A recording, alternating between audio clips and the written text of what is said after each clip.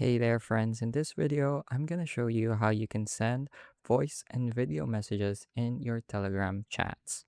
So it's really easy. Just open the conversation you want to send a voice message in, and at the bottom right of your screen, you'll see this mic button. If you hold it, it starts to recording your microphone and sends it as a voice message.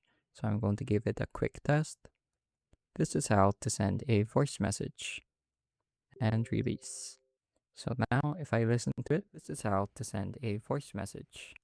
You can also change the playback speed here at the top right if you would like. So you can get through a lot of voice messages really quickly. And then if you want to send a voice message to change this, you have to right click this icon. So now it's switched to the video message feature. And I'll do a quick testing right here.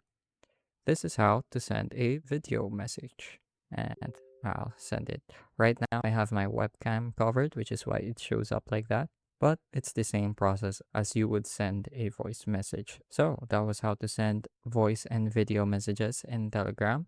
For some people, they completely miss the video feature because it's not a common practice to right click this button at the bottom right. So that's how you can change it. Just right click to toggle which mode it's in. So I hope I was able to teach you something new and something useful. And as always, thank you for watching.